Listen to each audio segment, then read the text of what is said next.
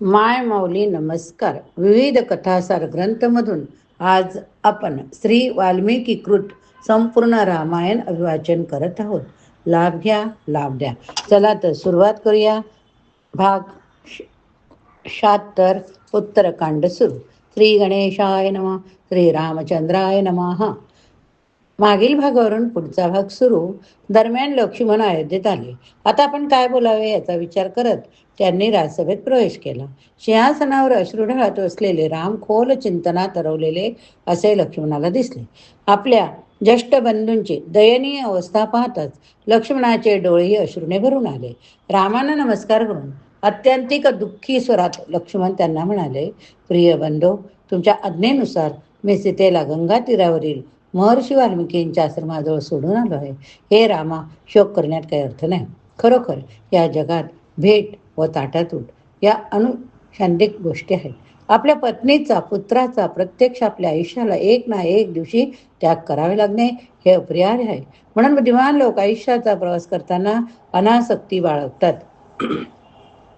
प्रिय बंधू, तिन्ही लोकांवर तुमच्या अमर्याद सामर्थ्याचे नियंत्रण. मग ही निराशा तुम्हाला का बरे दाबून टाकता येत नाही? हा दुर्बलपणा टाकून द्या, नाहीतर अजून जास्त पोहात पसरतील. लोक काय विचार करतील? लक्ष्मणाच्या शब्दांनी रामाचे सांत्वन झाले आणि हळूहळू त्याचे दुःख कमी झाले. राम म्हणाले, लक्ष्मणा, गेले 4 दिवस मी माझी राज्यकर्ते पूर्णपणे दुर्लक्षित केली. कृपया राज्याच्या सर्व मंत्र्यांना, धर्मगुरूंना, सर्वसाधारण नागरिकांना, ज्यांच्याशी तू कार्यभार करतोस त्या सर्वांना बोलावून घे. राज्याच्या प्रशासनाकडे जो राजा रोजच्या रोज लक्ष पुरवित नाही तो नक्कीच नरक यातना भोगतो. राजन कथा तुला माहीत असेलच. एकदा त्याने लाखो गायी एका ब्राह्मणाला दान म्हणून दिल्या, पण त्यातली एक गाय दुसऱ्या एका ब्राह्मणाच्या मालकीची होती. ही तफावत जेव्हा त्या ब्राह्मणाच्या लक्षात आली तेव्हा त्यांनी राजाला पाल होण्याचा शाप दिला. त्याच्या दैवात असे होते की भविष्यात भगवान विष्णू जेव्हा यदू कुळात वसुदेवाचा पुत्र म्हणून जन्म घेतील तेव्हा नृग राजाची शापातून सुटका होईल. अगदी आताही तो महान राजा ब्राह्मणाच्या शापाच्या यातना भोगत आहे. म्हणून राजाने केलेल्या अन्यायामुळे किती दुःख उद्भवू शकते हे यावरून समजू शकते. तेव्हा त्यांना माझी भेट हवी असेल त्या सर्वांना येऊ दे. माझ्या प्रिय बंधू, जर तुझी इच्छा असेल तर मी महान राजांसंबंधीचा इतिहास सांगून तुझे मनोरंजन करू शकतो. लक्ष्मण उतरले, प्रिय रामा, या अद्भुत कथा मी जेवढ्या ऐकतो तेवढ्या त्या अधिक ऐकण्याची उत्सुकता माझ्या ठाई निर्माण होते. प्रतिसादादाखल राजा नेहमीचा इतिहास कथन केला. इक्ष्वाकूच्या या 12व्या पुत्राने एकदा वशिष्ठांना आपल्या यज्ञाचे पौरोहित्य करण्याची विनंती केली. तथापि वशिष्ठ आधीच इंद्राच्या वतीने चाललेल्या यज्ञाच्या परिपूर्तीत व्यग्र होते. म्हणून त्यांनी महाराज नेमींना प्रतीक्षा करायला सांगितले. पण प्रतीक्षा न करता महाराज निर्मीने पौरोहित्यासाठी गौतमाची नेमणूक करून टाकली. जेव्हा वशिष्ठांना हे कळले तेव्हा त्याने महाराज नेमीकडे येऊन त्यांना ताबडतोब मृत्युमुखी पडण्याचा शाप दिला. सूड म्हणून महाराज निर्मीने देखील वशिष्ठ मुनींना मृत्यूचा शाप दिला. त्यानंतर दोघांनाही आपले भौतिक शरीर त्यागणे भाग पडले. नंतर वशिष्ठ ब्रह्मदेवाकडे गेले. ब्रह्मदेवाने वशिष्ठांना मित्र वरुण यांच्या बाहेर पडायच्या तयारीत असणाऱ्या विर्यात प्रवेश करायला सांगितले. वशिष्ठ त्वरित मित्र वरुण ज्या समुद्रतटी फिरत होते तेथे गेले. त्याच वेळी उर्वशी नावाची एक सुंदर अप्सरा तेथे आली. वासनेच्या प्रभावाखाली आलेल्या वरुण उर्वशीला आपल्याला स्वीकारण्याची विनंती करू लागला. पण मित्राने प्रथम आपल्याशी समूह करण्याची यातना केल्याचे तिने त्याला सांगितले. यावर वरुणाने जाहीर करून टाकले, हे सुंदरी, तू आत्ताच्या आत्ता माझ्या आलिंगन स्वीकारले नाहीस तर मी माझे वीर्य दिव्य सुरहित सोडेन. त्यांच्या कळकळीच्या प्रेमाच्या विनवणीने प्रसन्न झालेले उर्वशी उतरली. प्रिय वरुणा, जरी माझे शरीर मित्राच्या मालकीचे असले तरी माझे हृदय तुझ्याच मालकीचे राहील. उर्वशीच्या शब्दाने मित्राला पराकोटीचा राग आला. त्याने उर्वशीला पृथ्वीवर काही काळ घालवण्याचा शाप दिला. त्या स्वर्गीय सुरहित मित्राने प्रथम वीरे सोडले. परिणामतः महर्षी अगस्ती त्या भांड्यातून बाहेर आले व म्हणाले, मित्रा, मी तुझा एकमेव पुत्र आहे. असे म्हणून अगस्ती निघून गेले. नंतर वरुणाने आपल्या वीरे त्या सुरहित सोडल्यानंतर ते मित्राच्या वीर्यात मिसळले. अशा तऱ्हेने त्या मिश्रणातून वशिष्ठांनी जन्म घेतला. दरम्यान महाराज निमीच्या मृत्यूनंतर धर्मगुरूंनी त्यांचे शरीर तेलात जतन करून यज्ञाचे कार्य चालू ठेवले. यज्ञ पूर्ण झाल्यावर भृगुमुनींनी आपली गूढ शक्ती वापरून नेहमी राजाच्या आत्म्याला आव्हान केले. या कृत्याने देवी देवता प्रसन्न झाले. त्यांनी जेव्हा वर मागायला सांगितले तेव्हा महाराज नेमींनी विनंती केली, हे देवतांनो, सर्व प्राणीमात्रांच्या नेत्रात माझा सदैव वास राहो. देवतांनी याला अनुमती दिली आणि सांगितले, राजन, तू हवेच्या रूपाने प्रत्येक डोळ्यांपर्यंत पोहोचू शकतील. याचमुळे सर्व प्राणी मात्र ठराविक काळाने डोळ्यांची उघडझाप करतील. देवी सुद्धा निघून गेली. त्यानंतर धर्मगुरूने राजा निमीच्या शरीराचे मंथन करायला सुरुवात केली. त्यामुळे मिठी जन्माला तो एका मृत शरीरातून जन्मला, म्हणून तो विदेव म्हणून तसेच जनक म्हणून ओळखला जाऊ लागला. ही कथा सांगितल्यानंतर आपल्या राज्य प्रशासनाच्या जबाबदाऱ्या पार पाडण्याच्या उत्सुकतेने राम घाईघाईने राज्यसभेत गेले. तेथे रामाने लक्ष्मणाला आज्ञा केली, प्रासादाच्या प्रवेशद्वाराशी जा. जे जे आपली घराणे घेऊन आले आहेत त्यांना घेऊन ये. लक्ष्मण लवकरच परतले व सांगू लागले, हे प्रभो, या कौशल देश राज्यात कुणालाही कशाची आवश्यकता नाही असे दिसत आहे. तथापि रामाने आग्रह धरला, पुन्हा जा, अधिक काळजीपूर्वक पहा.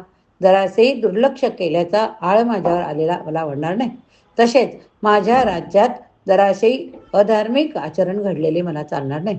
पुन्हा बाहेर गेले असता लक्ष्मणांना प्रासादाच्या दरवाजास एक कुत्रा बसलेला दिसला. त्याच्या मस्तकातून रक्त वाहत होते. लक्ष्मणाकडे टक लावून तो श्वान शोकाकुल होऊन केलो आणि रडू लागला. लक्ष्मणाने विचारले, तुला काय त्रास? तू येथे का आलास? कृपया तू घाबरता मला सर्व काही सांग. श्वान उतरला, ज्याचे चरण कमल निर्भयता देतात, जे दुःखितांचे आश्रयस्थान आहेत, त्या प्रभू रामाशीच मला प्रत्यक्ष बोलायचं.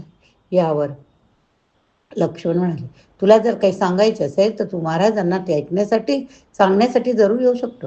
तथापि श्वान उतरला, मी नेहमीच योनीत जन्मलेला प्राणी, देवळात ब्राह्मणाच्या घरात राजप्रासादात प्रवेश करण्यास मी अपात्र. राजा सर्व धर्मतत्वाचे मूर्त स्वरूप, देवांचा प्रतिनिधी, सर्व सजीवांचा उपकार करता असतो. रामाच्या खास अनुमतीशिवाय मी त्यांच्या समोर येण्याचे धाडस करू शकणार नाही. लक्ष्मणाने जेव्हा ही हकीकत सांगितली तेव्हा रामाने ताबडतोब आज्ञा केली, जो कोणी असेल त्याला ताबडतोब विनाविलंब इकडे घेऊन या. तो श्वान विनम्रपणे रामासमोर आला, म्हणाला, हे प्रभू, राजा हा पूर्ण पुरुषोत्तम भगवंताचा प्रतिनिधी होय, म्हणून तो सर्व प्राणीमात्रांना रक्षण करता असतो. जेव्हा इतर शांतपणे झोपलेले असतात तेव्हा राजा जागृत राहून प्रजेच्या कल्याणासाठी काम करीत असतो. तथापि प्रत्येक गोष्ट राजावर अवलंबून असल्याने राजा जर बेफिकीर असेल तर त्याची प्रजा लवकरच त्रस्त होते. राजा धर्मतत्वांना उचलून धरणारा असतो, म्हणून दुष्ट शक्तींवर त्याचे नियंत्रण असते. जे धर्मतत्वाचे पालन करतात ते या जन्मात आणि पुढील जन्मातही सुख अनुभवतात. म्हणून धर्माचे रक्षण करणाऱ्या राजाला महान पुण्य प्राप्त होते. हे राजा, तुम्ही जर धर्मशील राजाचा आदर्श आहात, माझे मस्तक तुमच्या चरणकमलावर ठेवून मी तुमची कृपा मिळवू इच्छितो. मला जे काही म्हणायचे त्याबद्दल रागवू नये. श्वानाला अभिवचन देत राम म्हणाले, पुढे बोल, न घाबरता बोल. अशा तऱ्हेने प्रोत्साहन मिळालेला श्वान पुढे सांगू लागला, माझा काही दोष नसताना सर्वार्थ सिद्ध नावाच्या भिक्षुक ब्राह्मणाने माझ्या मस्तकाला दुखापत केली. रामाने ताबडतोब सर्वार्थ सिद्धाला घेऊन येण्यासाठी आपली माणसं पाठवली. त्यानंतर लवकरच जेव्हा तो ब्राह्मण रामाच्या समोर आला तेव्हा त्याने विचारले, तू या श्वानाला का बरे मारले? याचा काय दोष? क्रोध हा एक कट्टर शत्रू आहे. माणसाचे सर्व सद्गुण छाटून टाकणाऱ्या तलवारीसारखा तो. दीर्घ तपश्चर्याने साठवलेले मोठे पुण्य क्रोधामुळे निशप्रभ होऊ शकते. म्हणून शहाणी माणसं आपले विचार, भाषण व आकृती यामध्ये क्रोधाला दुर्लक्षित करून त्यापासून आपली सुटका करून घेतात. हे ब्राह्मणा, एखाद्याने कितीही लपवायचा प्रयत्न केला तरी त्याचे खरे चारित्र्य लपून राहत नाही. ज्यांना वासना, क्रोध, लोभ यावर विजय मिळवता आलेला नाही, त्यांचे दुष्कृत्य नेहमीच त्यांचे खरे स्वरूप उघड करतात. ब्राह्मण उतरला, भिक्षा मागण्यासाठी मी जेव्हा फिरत होतो तेव्हा रस्त्याच्या मधोमध बसलेल्या एक कुत्र्याने माझा रस्ता अडवलेला मला दिसला. मी त्याला सांगितले, रस्ता सोड, पण तो इतक्या हळू उठला की माझ्या दंडाने मी त्याच्या मस्तकात तडाखा दिला. मी उपाशी होतो. माझा क्रोध सहजपणे उफाळून आला. हे राजन, मला माझा गुन्हा मान्य आहे. आपल्याला योग्य वाटेल ती शिक्षा मला द्या, म्हणजे पुढे चालून नरक यातनातून माझी सुटका होईल. रामाने आपल्या मित्राकडे वळून विचारले, काय शिक्षा केली पाहिजे? न्याय तर झालाच पाहिजे, कारण दुष्कृत्य करणाऱ्यांना दिल्या जाणाऱ्या न्याय शिक्षेनेच लोकांच्या मनात विश्वास निर्माण होतो. या ठिकाणी हा भाग संपवूया.